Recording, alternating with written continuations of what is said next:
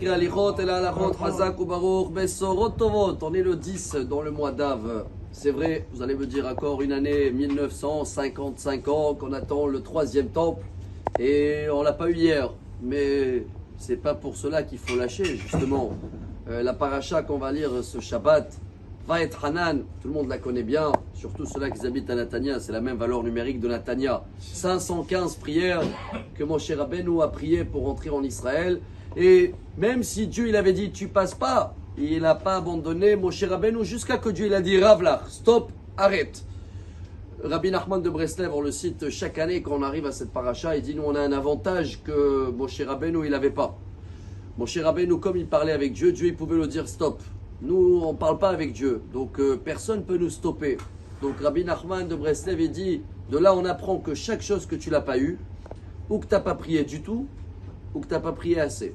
Et comme personne ne peut te dire stop, alors on lâche pas et on continue à prier. Mais une petite touche très sympathique pour la table de Shabbat ce soir, parce que c'est vrai que c'est une paracha très belle, très chargée.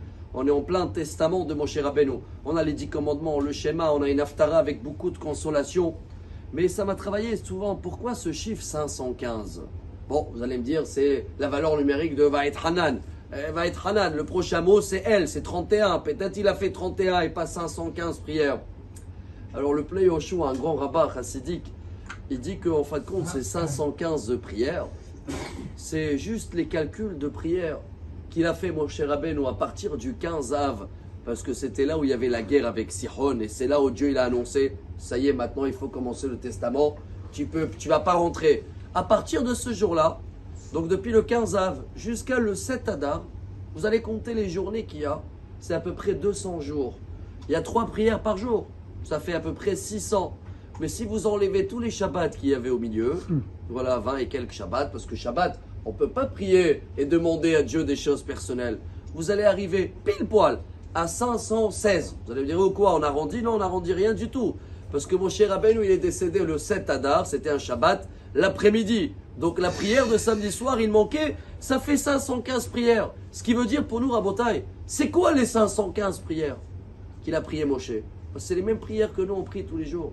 Les 3 prières par jour que tu comptes, que Moshe Rabbeinu il a fait depuis le jour où Dieu l'a annoncé tu vas pas rentrer jusqu'à la fin de sa vie, et ben il a passé 515 prières d'Amida où il a demandé à Dieu, et de là on comprend que tout ce qu'on fait tous les jours et qu'on demande que Dieu maintient notre santé, notre délivrance, sa construction de Jérusalem, il faut pas lâcher, il faut continuer et savoir qu'avec tous les signes, tout ce qui se passe autour, on est encore plus proche. C'est pour ça que pendant 7 semaines maintenant, à partir de ce Shabbat, jusqu'à presque début de l'année, Simchat Torah, on va passer à Shiv'ata Denehamata, 7 semaines de consolation. Chaque Haftara, elle va terminer avec dire, continuez, Dabberu Alev Yerushalayim, parlez, mettez Jérusalem sur votre cœur, et on va redémarrer les mariages. Alors c'est la joie, mais on ne va pas oublier aussi Jérusalem. Alors à nous de se renforcer dans la prière, bien être Hanan, supplier à Dieu qui nous écoute dans tous les domaines. Et Bezrat Hashem, très très vite, on va danser dans le 3e temple. Shabbat Shalom. Amar Rabbi Elazar, Amar Rabbi